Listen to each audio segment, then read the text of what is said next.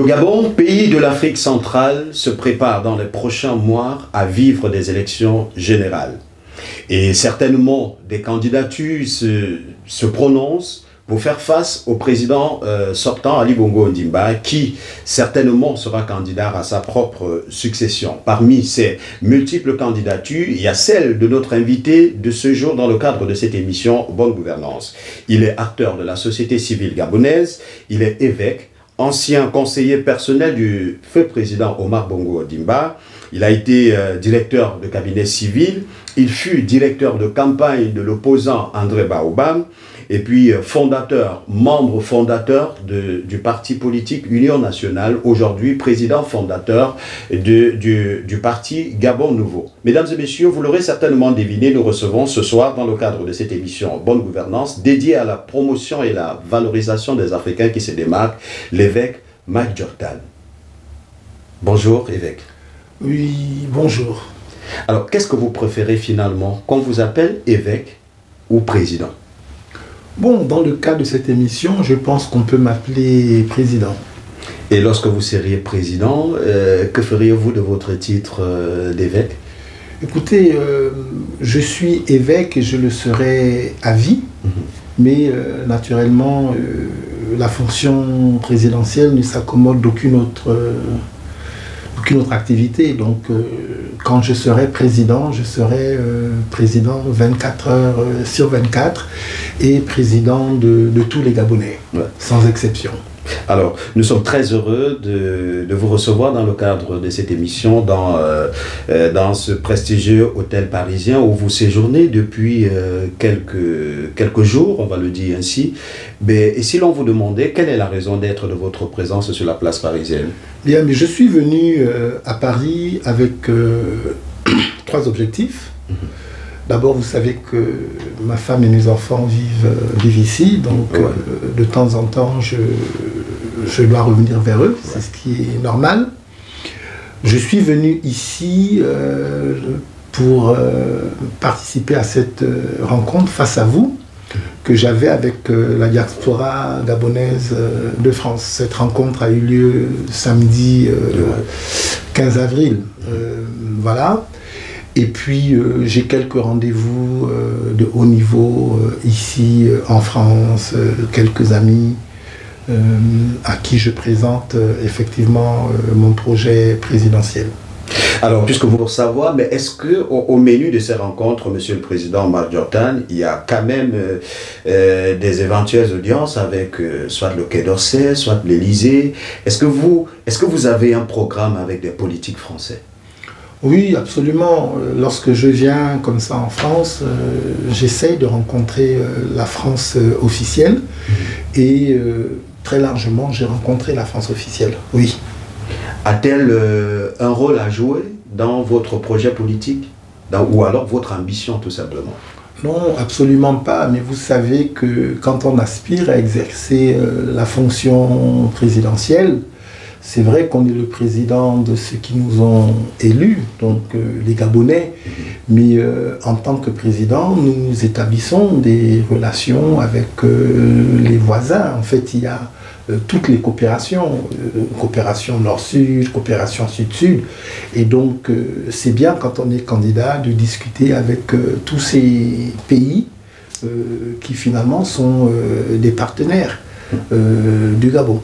Des partenaires et des amis du Gabon. Voilà. Bon, peut-être qu'on en saura un peu plus encore sur ce partenariat politique avec le Gabon, mais je voudrais qu'on revienne sur cette rencontre de samedi. Alors, de quoi était-il question exactement face à vous? Disons que je voulais rencontrer les Gabonais qui vivent en France. Parce que lorsque j'ai commencé mon projet, lorsque je me suis déclaré candidat à cette élection présidentielle, j'ai dit que j'irais partout où il y a des Gabonais pour les rencontrer. Je veux me faire connaître à eux et je veux aussi être informé des situations particulières qui sont les leurs. Donc c'est dans ce contexte-là que j'ai organisé cette rencontre face à vous. Et alors, et du coup, il faut préciser que c'était samedi dernier à Paris. Et qu'est-ce que vous vous êtes dit, vous, face à vos compatriotes? Qu'est-ce que vous vous êtes dit? Mais la session, en fait, il y a eu deux phases dans la rencontre. Premièrement, j'ai parlé avec eux pour leur indiquer ma vision du Gabon, mon projet d'avenir pour le Gabon. Et puis la deuxième phase, c'était la phase des questions-réponses. Donc c'était à eux de me poser les questions de leurs préoccupations pour que je puisse y répondre. Et puis naturellement, la phase de questions-réponses était une phase libre où chacun pouvait dire ce qu'il avait envie de dire. Alors, on sait le rôle que devrait jouer une diaspora dans la des objectifs de développement d'un pays. Vous, qui ambitionnez d'être le futur président du Gabon et qui avez eu l'occasion de discuter avec cette diaspora parisienne, quand on sait également la forte représentativité gabonaise au sein des diasporas africaines à Paris, quel est votre sentiment au sorti de là? Mais moi, j'ai le sentiment de la mission accomplie. Je voulais rencontrer les Gabonais, je les ai rencontrés. Je pense qu'ils ont une idée plus claire de qui je suis et de mon rêve pour le Gabon. Ils connaissent mon offre. Et en même temps, je les ai écoutés et j'ai bien compris ce que sont leurs préoccupations. Même si, effectivement, je pense qu'il faudrait d'autres rencontres pour que nous puissions approfondir, aller encore un peu plus loin dans l'expression de leurs besoins. Et bien, du coup, quelle place occupera donc cette diaspora gabonaise, j'ai envie de dire, de l'ouvrir un peu pour ne pas circonscrire exclusivement à Paris. Quelle place la diaspora occupera dans votre gouvernance? Bon, déjà, il faut savoir que ça fait un certain temps déjà qu'on discute de la possibilité pour la diaspora d'être représentée notamment par un député dans le Parlement gabonais. Je pense que c'est une question importante d'actualité et que on doit y réfléchir sérieusement. Et pour ma part, je suis favorable à cela. Aujourd'hui, parmi les problèmes que j'ai bien compris, il y a la possibilité qui doit être faite à nos élites de la diaspora, du moins aux Gabonais de la diaspora, de rentrer au Gabon et de trouver des conditions d'accueil qui leur permettent de ne pas réduire le train de vie qui est le leur. La plupart de ceux qui sont ici en France sont venus pour faire des études. Il faut que quand ils ont fini leurs études... Vous avez fait partie de ceux-là d'ailleurs, à votre époque. Oui, absolument. Il faut qu'ils puissent rentrer au Gabon et trouver un travail qui les valorise. Okay, donc effectivement, il faut que la structure du travail dans notre pays accommode le retour de nos étudiants qui sont à l'étranger. Ben donc, si l'on comprend bien, l'une de vos initiatives fortes, si vous êtes président, à l'issue de la prochaine élection présidentielle, ça serait peut-être d'initier ce processus de création d'un poste de député pour la diaspora. Est-ce que la diaspora peut également miser sur vous sous la base de cet espoir? Mais ce qui est clair, je l'ai dit, c'est que je suis favorable au fait que la diaspora gabonaise soit représentée dans le Parlement. J'engagerai cette conversation avec toutes les diasporas et avec ceux qui sont au Gabon pour voir comment rendre cela effectif, comment faire que ce soit possible. Après, je le redis, les Gabonais qui sont partis à l'étranger pour étudier, on doit créer les conditions pour qu'ils reviennent.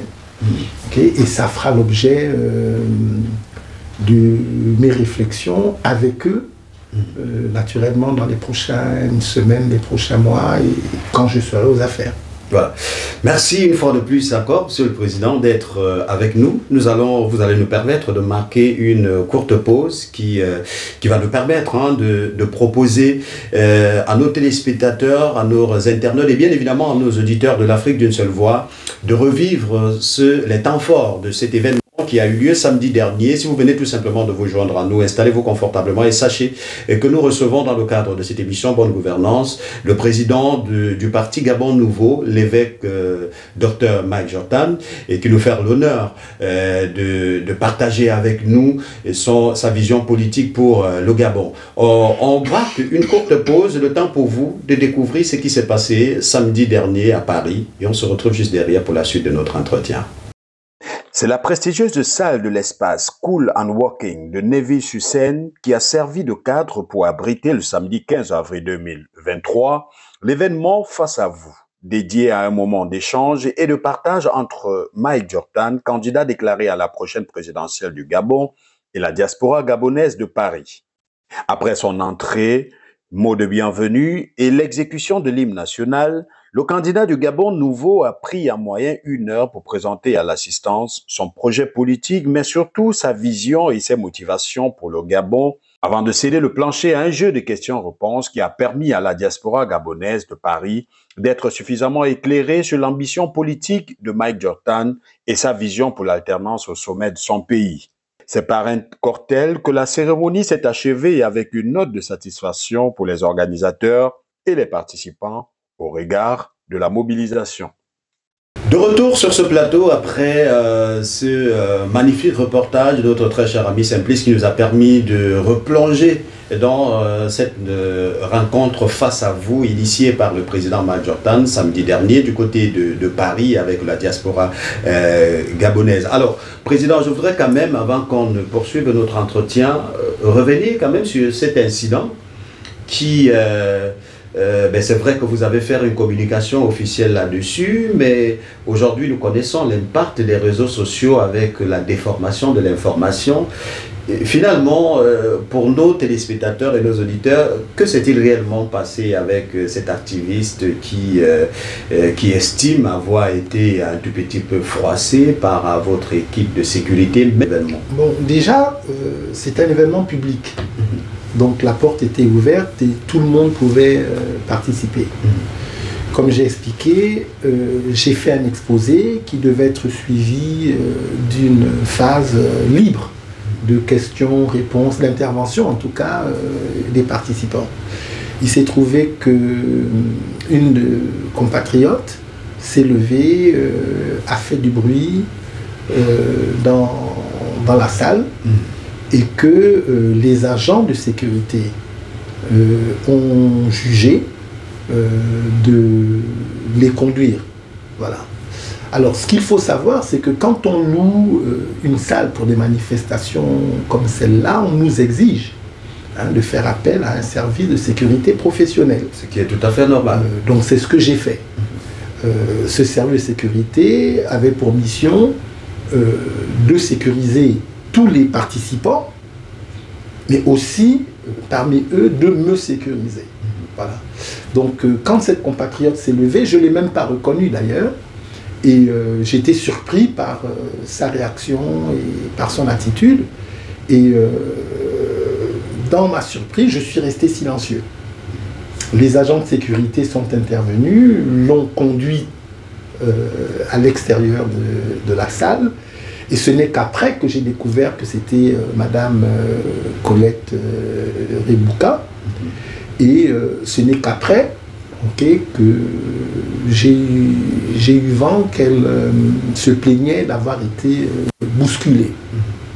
Bon, j'ai présenté des excuses.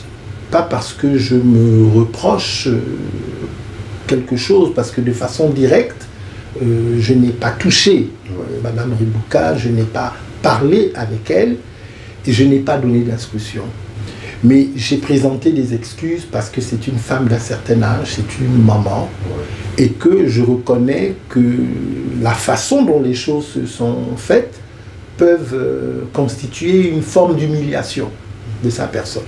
C'est cette humiliation que j'ai voulu corriger en m'humiliant moi-même et en présentant ses excuses. Donc j'ai voulu restaurer la dignité d'une femme qui est d'un certain âge et qui est au moins une grande sœur, mais qui peut être la mère de beaucoup d'entre nous. Ouais.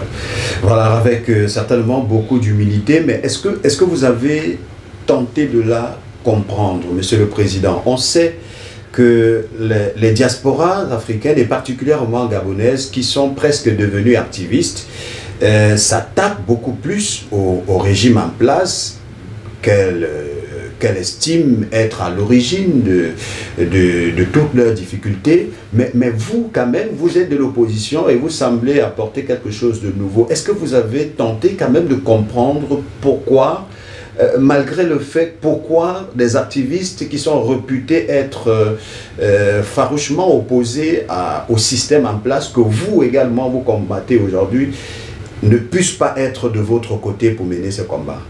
Bon, déjà, ce qui me paraît important de dire, c'est que, quelle que soit la nature des rencontres, les échanges doivent se faire dans le respect mutuel. Que l'on soit opposant ou que l'on soit pas opposant. Maintenant, la perception que les gens ont de mon engagement pour le Gabon, je la respecte. Et c'est d'ailleurs pour ça que je fais campagne. Je fais campagne pour convaincre.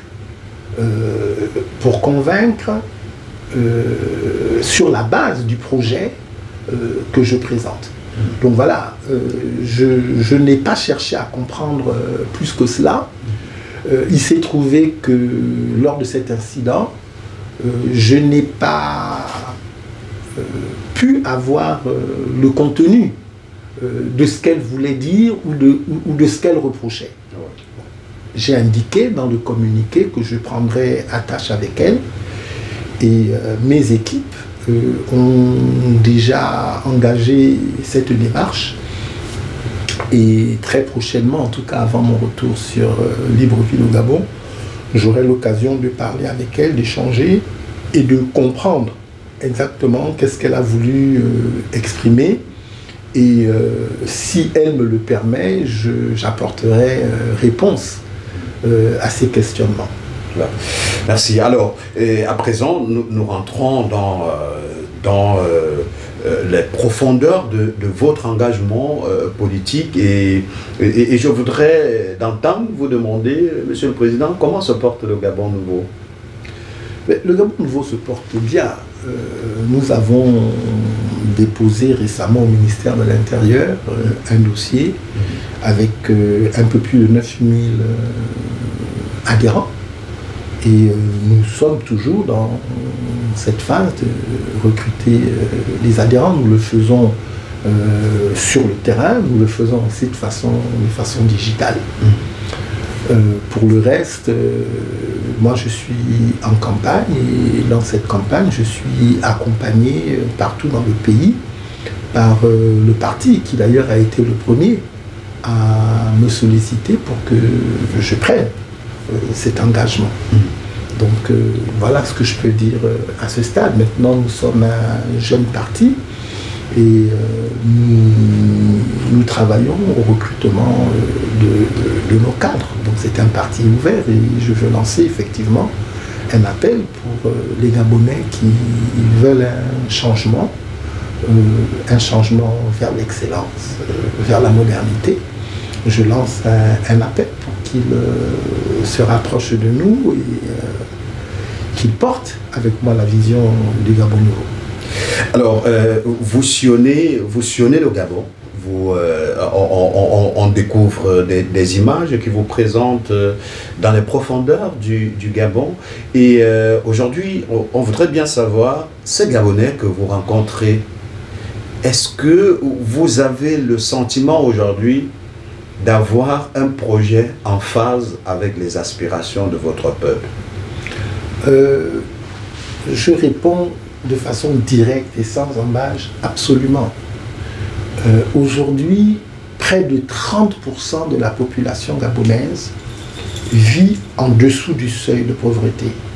C'est plus de 95 000 familles. Mon projet a pour objectif d'éradiquer l'extrême pauvreté.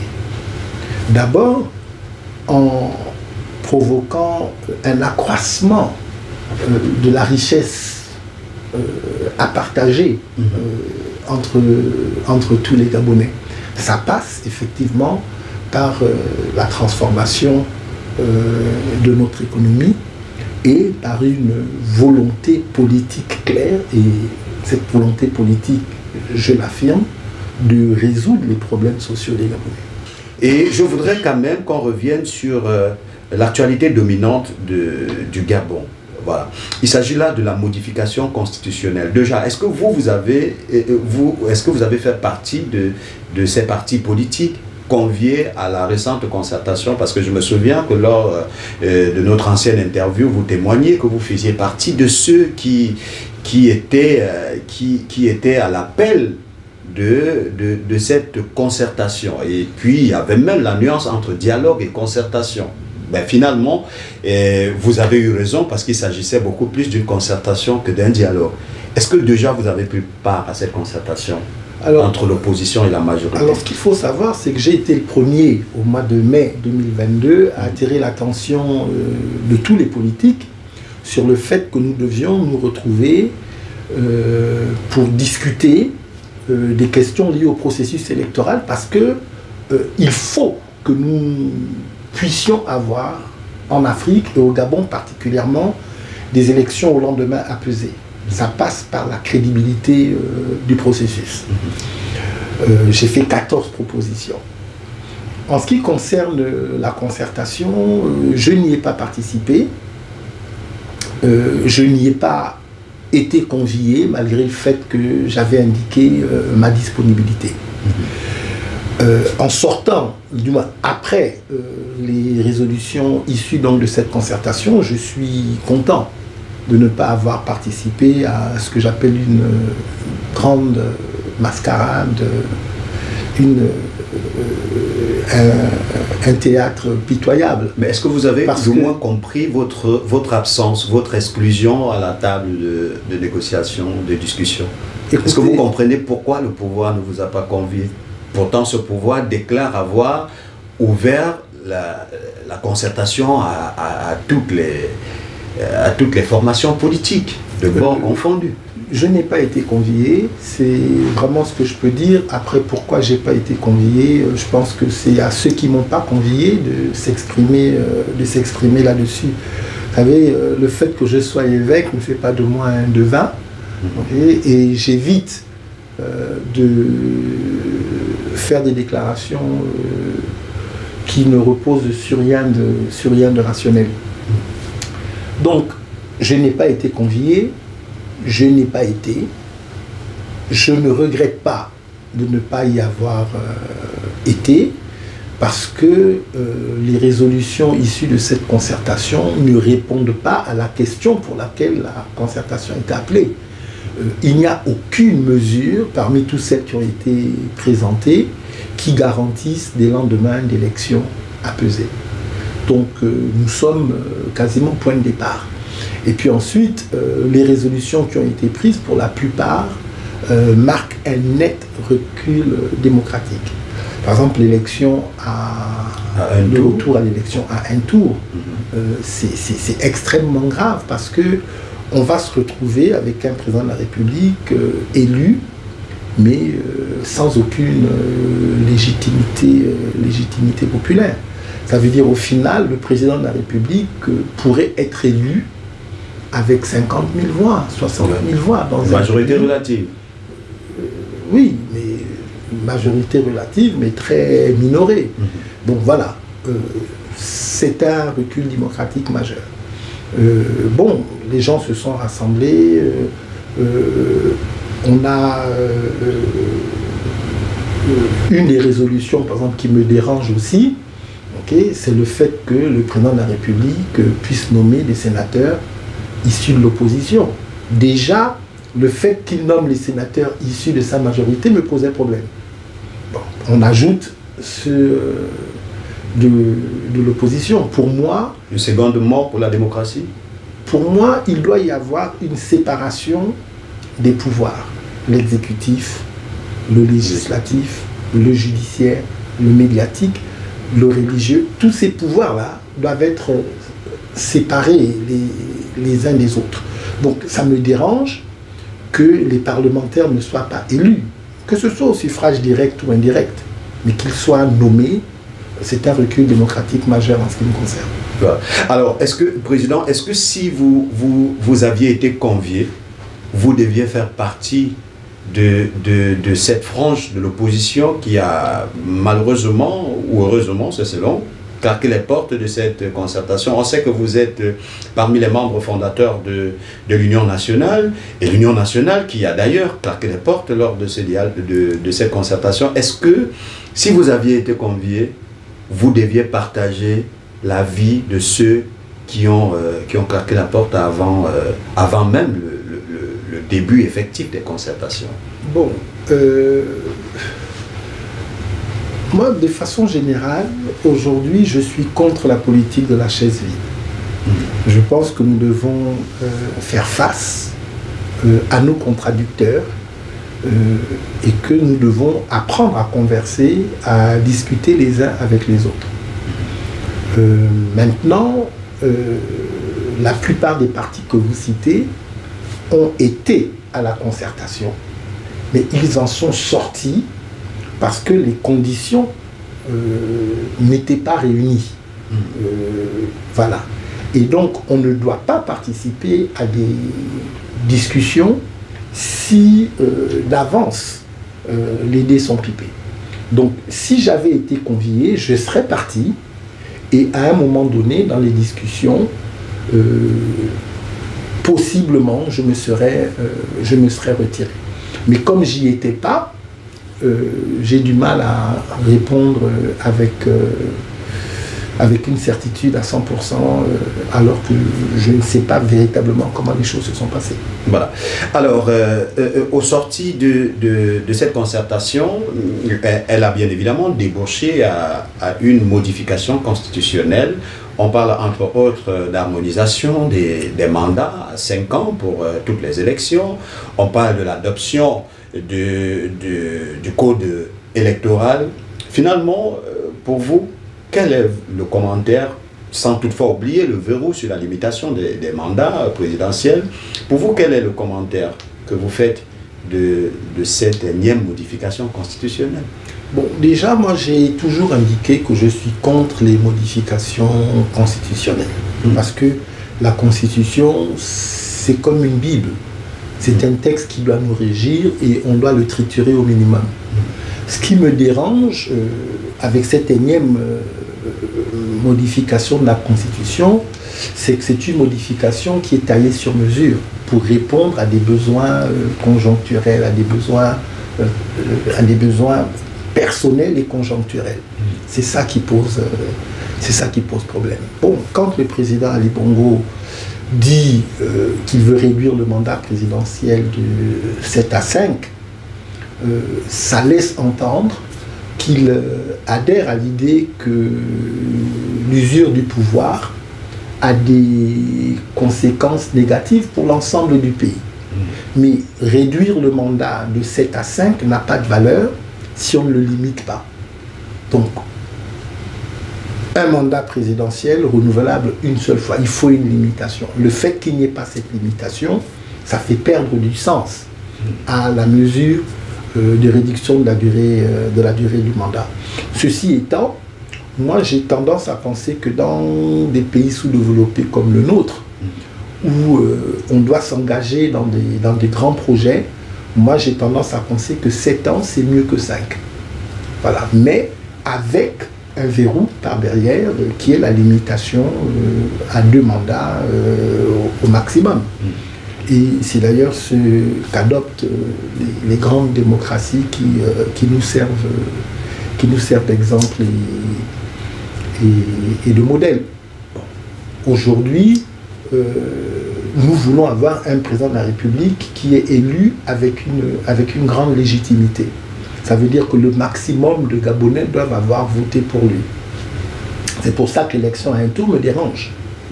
C'est pour ça que la réduction de la durée de la révision des listes électorales de 45 à 30 me dérange.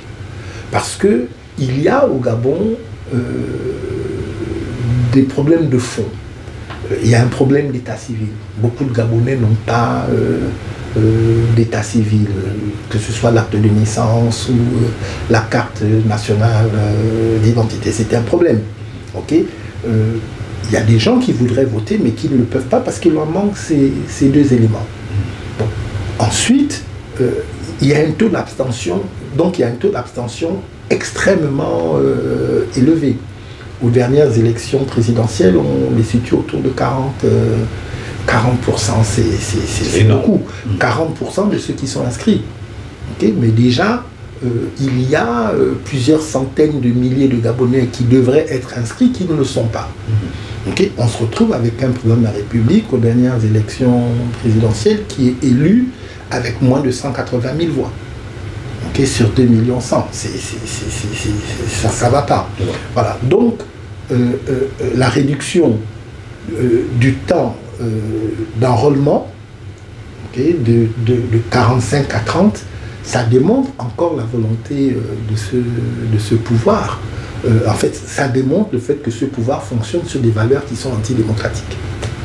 Alors, Monsieur le Président Mike Jordan, que diriez-vous aujourd'hui de ceux qui pensent que cette modification constitutionnelle est une orchestration qui vise bien évidemment à garantir une éternisation au pouvoir du président Ali Bongo?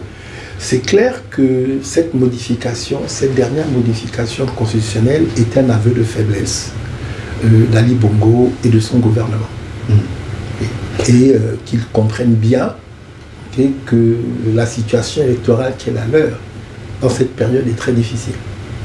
Alors, est-ce que malgré tout ce qui est dénoncé, et par vous, et par vos confrères de l'opposition, notamment pour ce qui est de la crédibilité des élections au Gabon, on sait, vous avez été directeur de campagne d'André Baobam en 2009, on sait comment, on sait quelle était l'issue de l'élection présidentielle de 2009 avec André Baobam, de regretter mémoire, qui se réclamait d'être vainqueur d'un côté, et puis Pierre Mamboundou, lui également, qui se réclamait d'être vainqueur, et finalement Ali Bongo a pris le pouvoir en 2016. Le scénario semble avoir été répété, notamment cette fois avec le face-à-face entre Ali Bongo et Jean Ping, qui a finalement... Est-ce qu'avec tout ça, vous aujourd'hui, vous demeurez confiant, vous irez jusqu'au bout quand même, malgré le fait que tout porte à croire que les dés sont pipés avant le jeu? Ce qui est clair, c'est que j'irai jusqu'au bout. Parce que pour vous ou pour le peuple? J'irai jusqu'au bout parce que c'est dans ma nature. Et mon engagement est un engagement au-delà de ma petite personne. Je suis engagé pour le Gabon.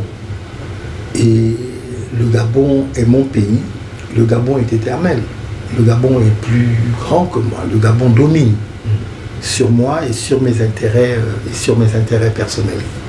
Maintenant, si la question que vous me posez, c'est est-ce que Ali Bongo et son gouvernement bombarderont mon QG en 2023, je crois que c'est le genre de choses... Non, la question que vous me posez, si c'est cela, okay, je veux que vous sachiez que s'ils l'ont fait une fois, ils auront beaucoup de mal à le faire une deuxième fois. Et aujourd'hui... Quelles sont vos assurances, M. Machota? Aujourd'hui, nous avons... Mais simplement que nous avons de l'expérience.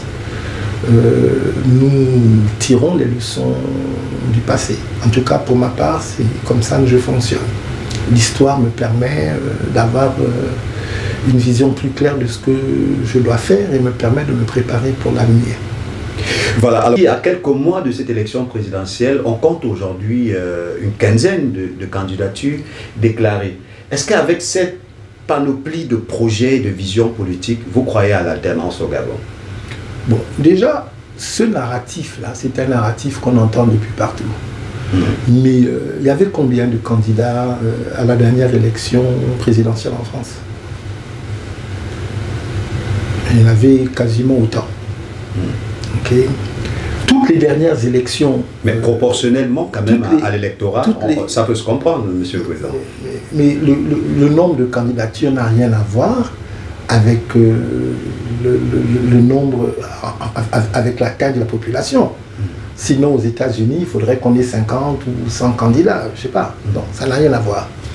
Le principe, c'est que la loi permet au Gabon, à un Gabonais jouissant de ses droits civiques, ayant plus de 30 ans, de se présenter à l'élection présidentielle. Okay? Donc, s'il y a autant de candidats, c'est parce que la loi le permet.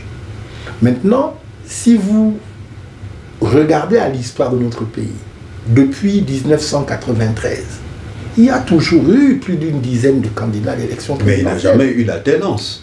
Il y a toujours eu plus d'une dizaine de candidats à l'élection présidentielle, et ça n'a pas empêché un candidat de l'opposition de gagner l'élection. Le problème que nous avons au Gabon, c'est que gagner l'élection et prendre le pouvoir, c'est deux événements distincts. C'est ça. Ok? Donc, les Gabonais, en réalité, sont suffisamment matures, quel que soit le nombre de candidats qui se présentent devant eux, sont suffisamment matures pour voter de façon utile.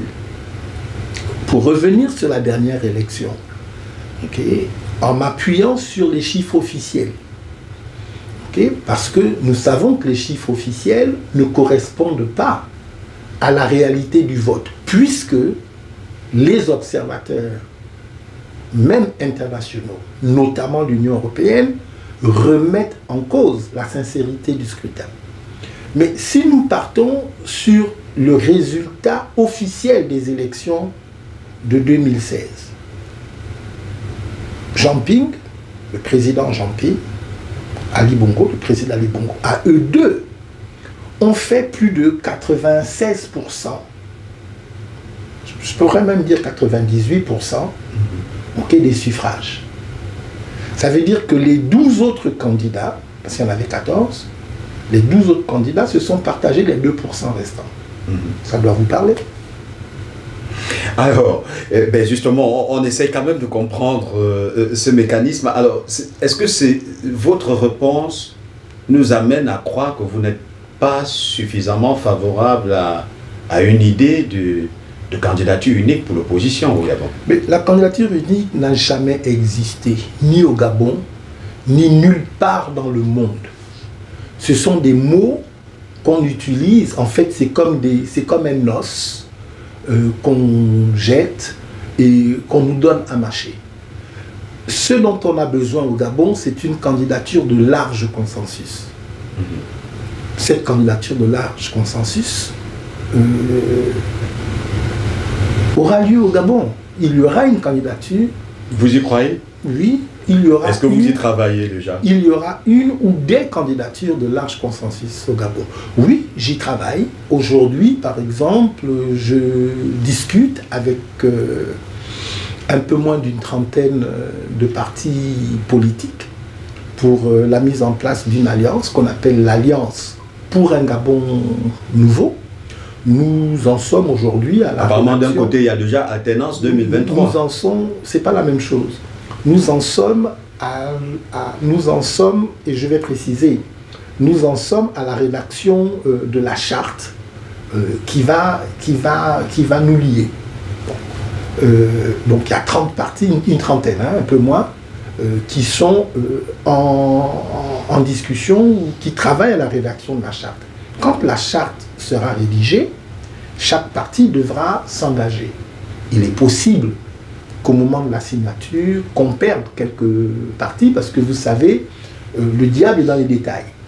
Sur le principe, nous sommes d'accord de créer l'Alliance pour un Gabon nouveau, qui sera une alliance effectivement qui va porter ma candidature, mais il faut maintenant que nous tombions d'accord sur des détails. Donc on est dans cette phase de rédaction de cette charte. C'est différent d'Alternance 2023 parce que Alternance 2023, nous nous sommes rassemblés avec pour objectif de veiller à la sincérité du processus électoral. C'était l'objectif numéro 1. Bon. Vous êtes déjà séparés? C'était l'objectif numéro 1. Quand Alternance 2023 a été créée, elle rassemblait quasiment toute l'opposition. Aujourd'hui, après l'épisode du CGE, de la composition du CGE et l'épisode de la concertation, il y a beaucoup de partis qui se sont retirés. Mais est-ce que justement parce que toutes les batailles sont perdues jusqu'ici, depuis que vous êtes... Allez-y. Permettez-moi de finir pour que les gens comprennent bien. Allez-y. Donc, il y a beaucoup de partis qui se sont retirés. Ok, donc, et Alternance 2023 est toujours là. Aujourd'hui, Alternance 2023 veut travailler pour le nom qu'elle porte. Ok, faire... Une forme de coquille vide, alors? Non. Le nom qu'elle porte, c'est Alternance. Donc, je dis, Alternance 2023 veut travailler pour le nom qu'elle porte. Donc, elle veut travailler pour l'alternance. Maintenant, dans Alternance 2023, il faut savoir qu'il y a plusieurs candidats déclarés. Je suis un candidat déclaré, Pierre Manganga Moussavou est un candidat déclaré, Raymond Donsima est un candidat déclaré, professeur Albert Ondosa ne s'est pas encore déclaré, mais laisse entendre qu'il pourrait le faire. Alexandre Barraud-Chambrier ne s'est pas encore déclaré, mais tout porte à croire qu'il va certainement se déclarer. Donc, Alternance 2023, aujourd'hui, il y a plusieurs candidatures. L'instruction qui a été donnée à la dernière réunion à laquelle j'ai participé, c'est que nous devons commencer à nous parler les uns les autres pour voir comment nous pouvons établir des alliances. Bon, donc voilà, donc Alternance 2023 en est là.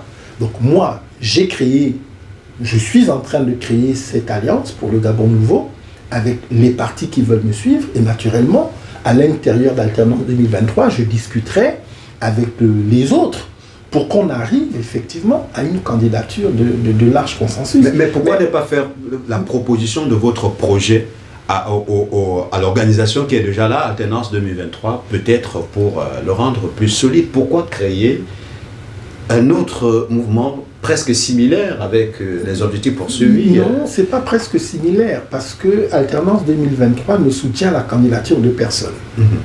Moi, je suis en train de créer la base de mon soutien politique. Donc, c'est deux choses qui sont totalement différentes. Ensuite, quand on discute les uns avec les autres, il faut qu'on discute avec des arguments tangibles, rationnels. Par exemple, pour désigner le candidat de large consensus, ça doit se faire sur quels critères? Je pense que ça doit se faire sur le critère du projet, par exemple. Ça doit se faire sur le critère de la capacité de rassemblement. Ça doit se faire peut-être sur le critère de l'acceptation, du moins de la personnalité du candidat, qui doit être accepté, y compris par ceux d'en face, dans une certaine mesure, mais aussi par l'international. Bref, il y a un certain nombre de critères comme ça qui doivent prévaloir à la désignation du candidat de large consensus. Donc chacun doit pouvoir s'organiser pour ensuite, parce que la politique c'est un rapport de force. Voilà. Ce n'est pas le critère d'âge ou la beauté. Voilà, l'élection présidentielle, c'est pas une élection de Miss. Mesdames et messieurs, c'est maintenant terminé pour cette entrevue en compagnie de notre invité, M. Mike Jordan, qui nous a fait l'honneur de partager avec nous sa vision pour le Gabon, président du Gabon nouveau, candidat déclaré à l'élection présidentielle 2023 du Gabon. Nous sommes très heureux de vous avoir permis de tout savoir et tout comprendre sur la vision qu'incarne ce clergé qui vise bien évidemment étendre son action au service du peuple et de son pays. C'est maintenant terminé pour cette entrevue. On espère pouvoir vous retrouver sur ces mêmes antennes la prochaine fois pour un autre numéro de Bonne Gouvernance. Mais surtout, ne l'oubliez jamais, Bonne Gouvernance, c'est votre plateforme par excellence qui place l'expertise africaine au cœur du développement. C'est également la vitrine et qui est dédiée à la promotion et à la valorisation des Africains qui se développent démarque. Point final pour cet autre numéro. On se retrouve lundi prochain lorsqu'il sera 17 h pour un autre numéro. D'ici là, portez-vous bien et ne l'oubliez jamais, nul n'a le droit d'être heureux tout seul. Soyez heureux et rendez votre bonheur contagieux. Bonsoir, Massoukou, c'est au sud du Gabon.